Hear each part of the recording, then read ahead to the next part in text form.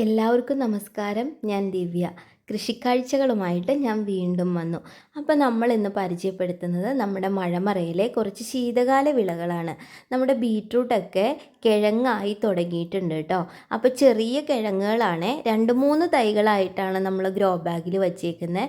അപ്പോൾ കിഴങ്ങൊക്കെ ഫോം ചെയ്ത് തുടങ്ങി. അപ്പോൾ ഇങ്ങനെ വരുമ്പോൾ ഉണ്ടല്ലോ, മണ്ണിന് മുകളിലോട്ടാണ് ഈ കിഴങ്ങ് വളർന്നു വരുന്നത്. അപ്പോൾ എന്ത് ചെയ്യണമെന്ന് വെച്ചാൽ നമ്മൾ കുറച്ച് മണ്ണിട്ട് ആ കിഴങ്ങ് മൂടി കൊടുക്കണം. എന്നെങ്കിൽ മാത്രമേ അത് വലിപ്പം വയ്ക്കുകയുള്ളൂ. മണ്ണ് കൂട്ടി കൊടുക്കുന്തോറുമാണ് ഈ കിഴങ്ങിന് വലിപ്പം വയ്ക്കുന്നത്.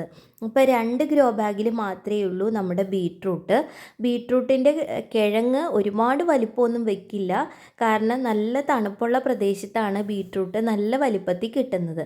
എന്നാലും കുഴപ്പമില്ലാതെ നമുക്ക് കിട്ടും. കഴിഞ്ഞ 5 വർഷമായിട്ട് ഞാൻ ചെയ്യുന്നുണ്ട് ഈ ഒരു ശീതകാല കൃഷിയെല്ലാം.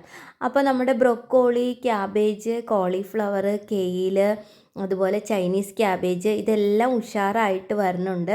നമ്മുടെ ബ്രൊക്കോളി ഇതാ പൂവിട്ട് തുടങ്ങി കേട്ടോ. അതുപോലെ കോളിഫ്ലവർ മാത്രം നമ്മൾ വെയിറ്റിങ്ങിലാണ്, പൂവിട്ടിട്ടില്ല ഇതുവരെ. ക്യാബേജൊക്കെ നല്ല രീതിയിലായി തുടങ്ങിയിട്ടുണ്ട്.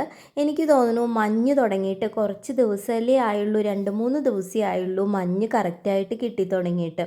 അതുകൊണ്ടായിരിക്കും നമുക്ക് കോളിഫ്ലവറിൽ പൂവിടാത്തത്. എന്നാലും വെയിറ്റിങ്ങിലാണ്. അപ്പോൾ ഇന്നത്തെ വീഡിയോ ഇഷ്ടപ്പെടുവാണെങ്കിൽ ലൈക്ക് ചെയ്യാൻ മറക്കരുത് കേട്ടോ.